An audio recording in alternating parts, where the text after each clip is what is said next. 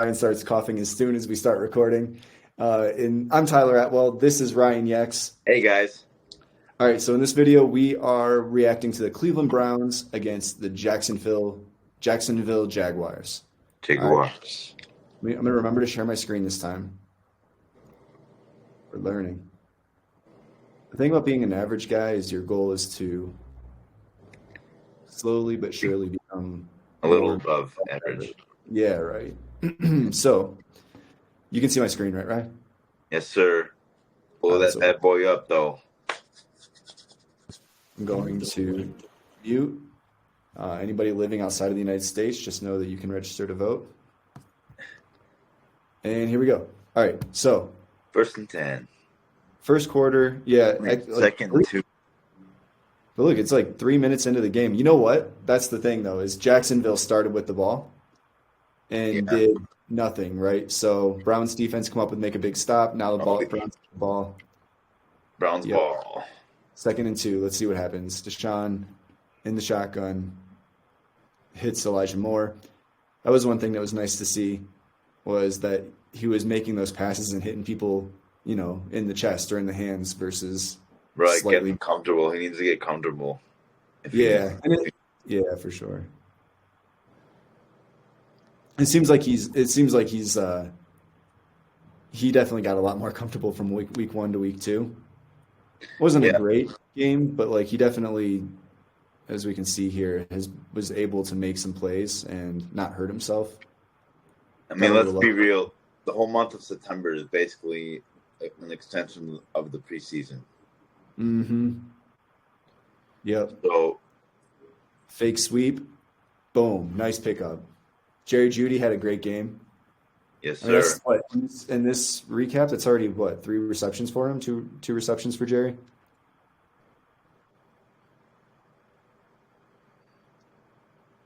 First down. I don't know much about Jacksonville's defense. I hear that they're supposed to have like a good line, a really good Yeah, I don't know line, much about and their defense either. I know their uh-huh. offense was stupid. But bro, after last week against the Cowboys, for them to come out in the first quarter, their first drive to like eat up most of the first quarter and score a touchdown, that was a huge sigh of relief. Yes, I kind of went through the same thing myself. Mm, But wow, Steelers see fan. that whole they didn't even show us the Jacksonville draft or that drive for Uh-huh. Jacksonville. Yep, that's 2 drives in a row that the defense just comes out and just kind of dominates and gets them Well, off the field. Trevor Lawrence sees ghosts and he overthrows everything, and I think He did on that honestly, one play. Hmm. I think Trevor Lawrence in his contract is probably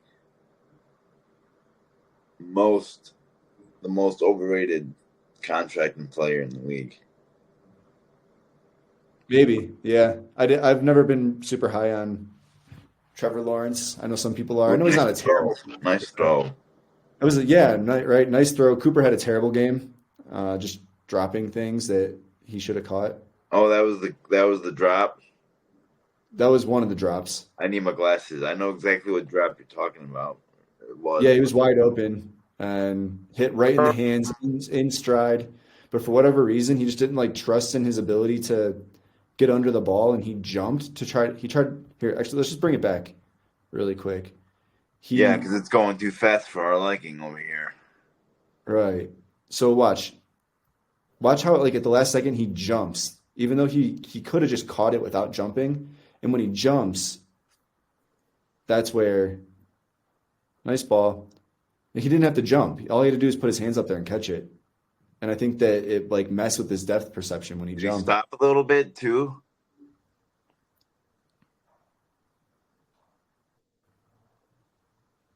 No, he like changed his angle. Here, let's slow this down actually and really looked at it. It looks like he changed his angle a little bit. Like he didn't run a straight line to let's go half speed. He didn't run a straight line to the ball. Like he kind of curved a little bit for some reason. I don't know what the reason was or if there even was one, but watch. Well, he jumped before he even had to. Mm-hmm. That's the problem. Yeah, I don't know. Like it just didn't seem like he was running confidently and intently to the ball. An average skimp like me could have made that catch. Well.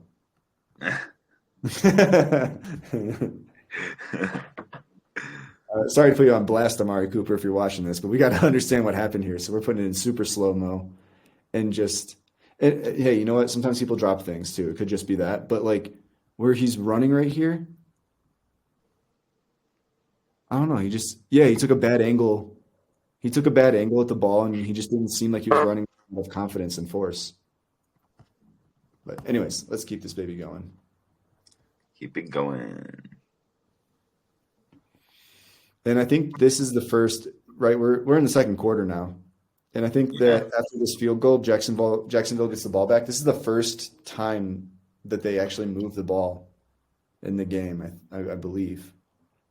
2nd and 11.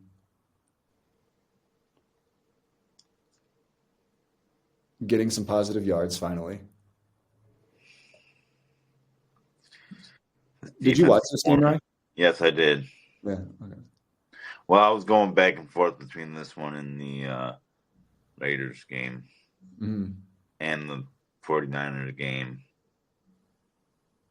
Ooh, so close. Oh, man, he could have had that, bro. It was in his hands. He read that route amazingly, but yeah, couldn't come up with it. That's why he's a cornerback and not a receiver. Yep. And look at Trevor trying to do something. He definitely seemed to be much more effective with his legs than with his arm. Here they had to burn. Look, bro. Just between that last play and this next play, I guess they had 2 timeouts left. I don't remember when they took their first timeout. They took their first timeout in the very beginning of the second quarter. And then after this run play. Yeah, Jacksonville's clock management and like just game management was completely off on offense. Right. Yeah, especially here. So used up all their timeouts, which is consequential. Just trying to get set at the line. Like they weren't even really there was no reason for them to use those timeouts. But all right, they're on the board. They moved the ball. This play was amazing. So you remember the QB sneak the earlier? 4th down. Yeah. Yeah. Well, their defense was selling out on that sneak, and Browns just ran it around the outside and got a huge gain from it.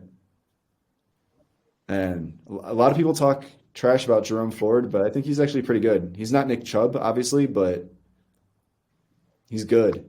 He's especially good as a receiving back. Has there been any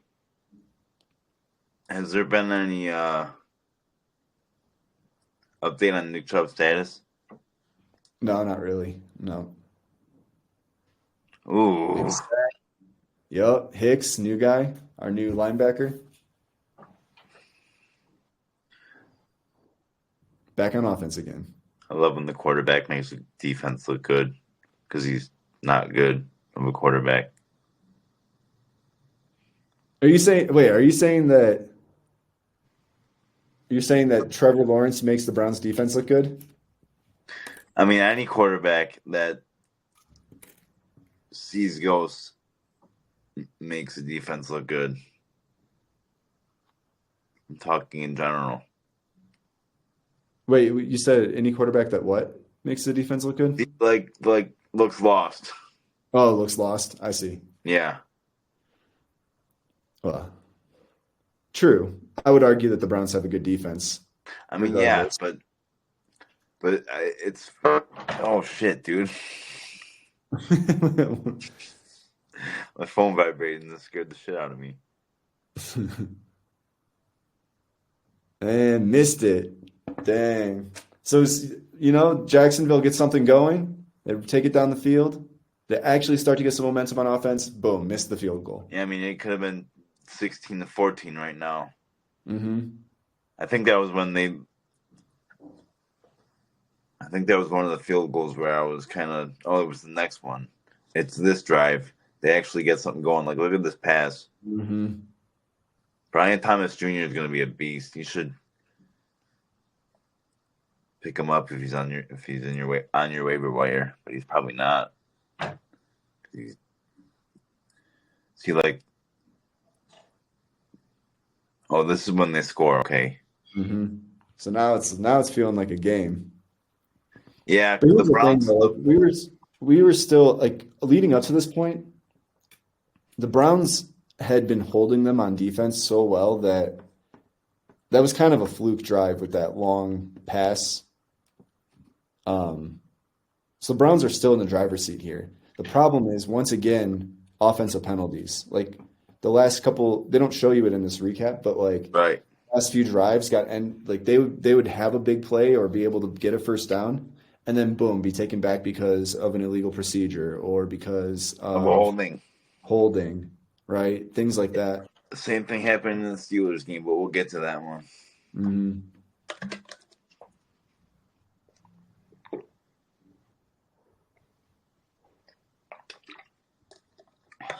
This is where, at this point, like it really felt like the momentum was shifting because this drive was probably Jacksonville's, like they were just moving it down the field so easily.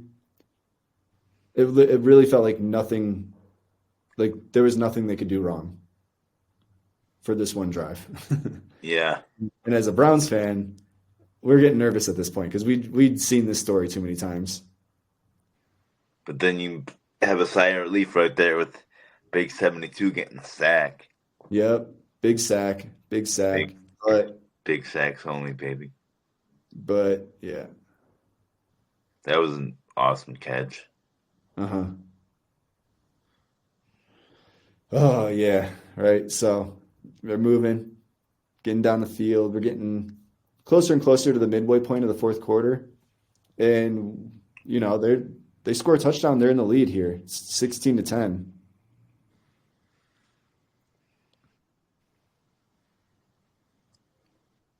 Yeah, I think Third goal. it's third and goal.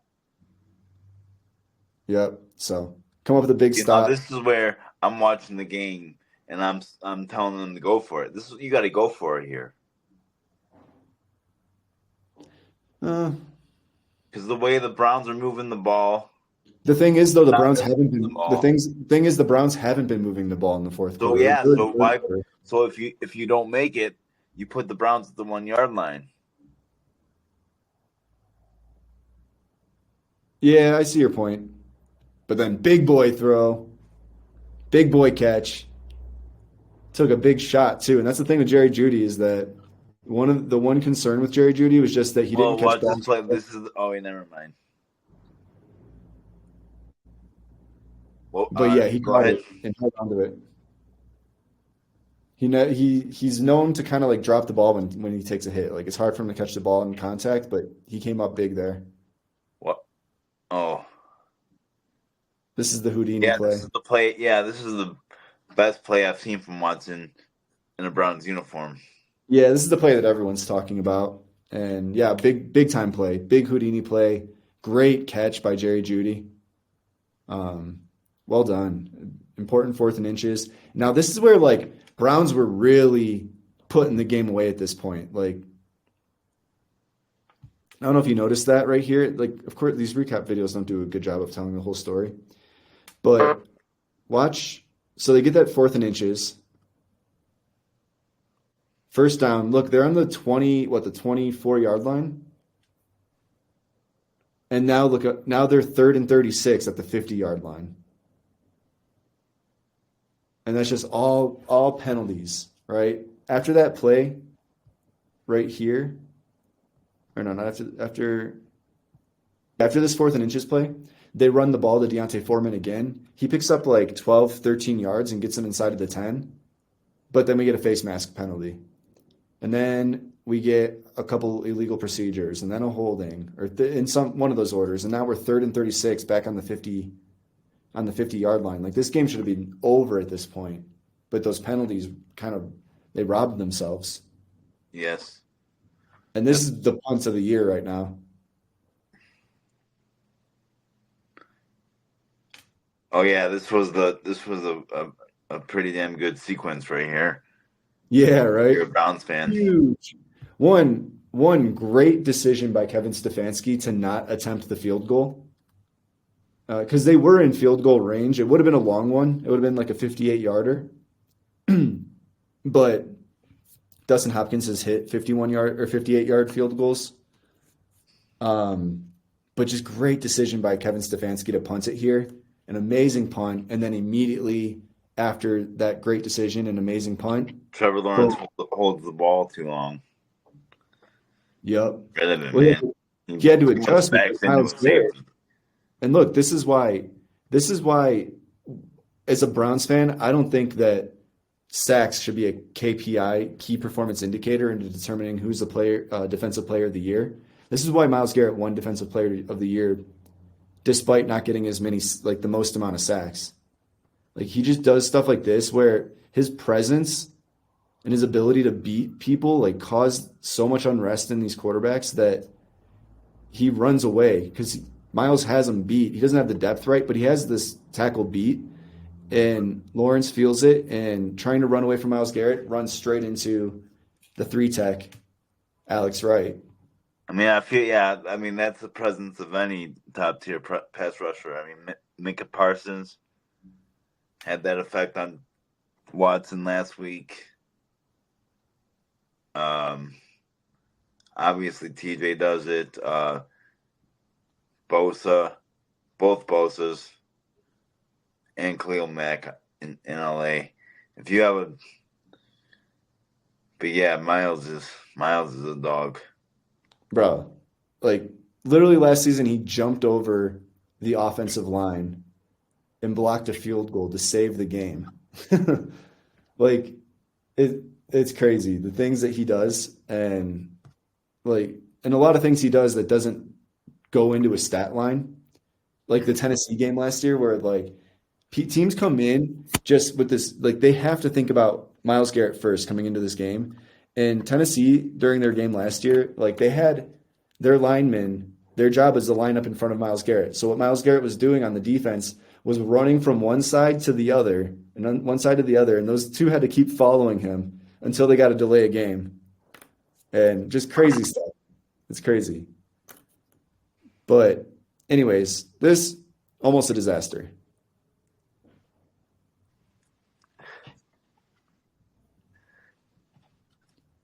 And the crazy thing is, though, it was a great play call. It was just a terrible execution by our lineman, number 66, and then a terrible decision by Deshaun Watson to throw it. He should have just taken the sack. But watch Yeah, right here, 66 is going to get beat bad.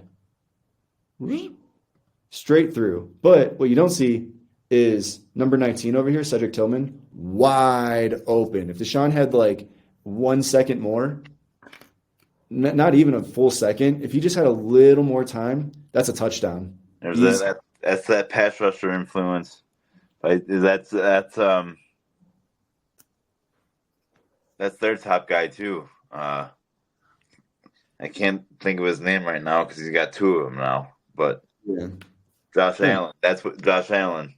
Yeah. He's also bullying our fourth string tackle. So like I understand he's good, but our tackle is bad. Our backup tackle is not good.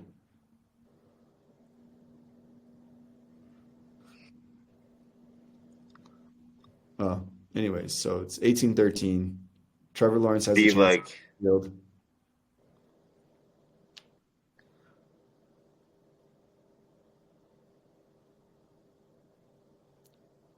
Good run there. He's good with his legs, but they need a touchdown. Like they have to score here. Big play. Two of the receivers right there, like at the same point. But last play of the game here, gets the pressure, throws up a Hail Mary, nada. nothing. Browns win 18-13. It was definitely a stressful game to watch, that's for sure. It looked a lot like the Steelers game. Did it? Yeah, we're gonna get into that one here. Yeah.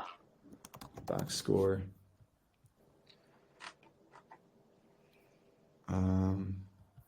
All right. Trevor Lawrence, 14 for 30, 220 yards, no touchdowns, no interceptions. Rushing, Travis Etienne, 13 carries, 52 yards, 1 touchdown. Trevor Lawrence, 2 carries for 45 yards.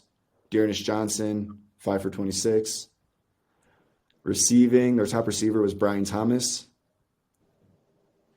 obviously with that long bomb.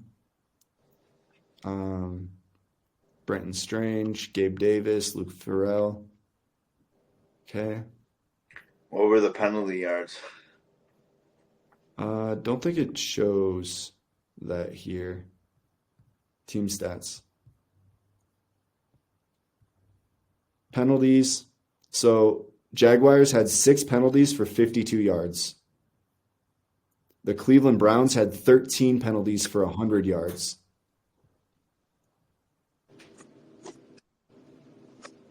So crazy. Let's go look at the Browns. Deshaun Watson, 22 for 34, 186 yards. I'm sorry, I got a call. You're good. Deshaun Watson, 34 attempts, 22 completions, 186 yards, no passing touchdowns, no interceptions. He did have a rushing touchdown, though. He had 5 attempts for 20 yards rushing. Jerome Ford, 7 carries, 64 yards. Deontay Foreman, 14 carries, 42. Jameis Winston with the 2 sneaks for a 4-yard total. Receiving, Jerry Jeudy was our top receiver, 5 receptions, 73 yards. Elijah Moore, 6 for 44. David Bell, 3 for 27. Amari Cooper, 3 for 11. And yeah, man, that's it. That's the Browns and Jags. How you feeling if you're a Jags fan? Well, Trevor Lawrence said it after the game. We suck right now. They suck right now. Yeah. How you feeling if you're a Browns fan? I mean, a win is a win, especially in September. And you can see progression from Deshaun. Mm-hmm. But I also feel like if there was more execution from the Jaguars on the offensive side, it could have got ugly. Yep, for sure. That's the same stance that I have about other videos in the future.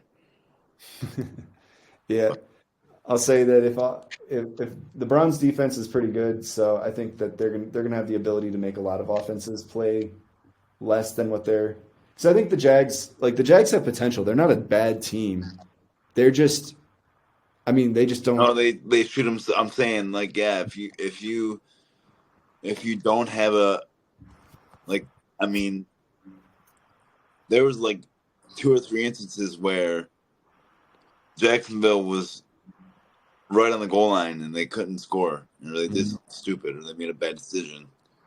You know, a good team are going to swing those points. For sure, yeah. They've got some organizational things to figure out. Right. So that's what I'm saying. Like, it's good to win while learning from your mistakes, but again, like I said, that's what September football is for, to clean stuff up. For sure. Awesome. Cool. All right, that's Browns Jags. We'll have the rest of our reactions coming up on the YouTube channel. So subscribe, like this video. It means a lot, helps a lot. Drop a comment, let us know your thoughts. What are your takes on this game? If you're a Jags fan, tell us how you're feeling. If you're a Browns fan, tell us how you're feeling. I'm a Browns fan, and I'm feeling encouraged by the development, and I feel like our defense can keep us in a lot of games.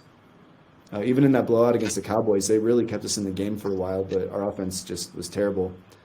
I'm seeing some improvement in our offense. Our starting tackles, both of them are back practicing again, so that's going to be really helpful to have a better line, hopefully. And I think our run game is very underrated. I think our run game is really good, even without Nick Chubb. And Nick Chubb's coming back in like probably the next 4 or so games. So, yep. All right, we'll see you on the next video. See you guys.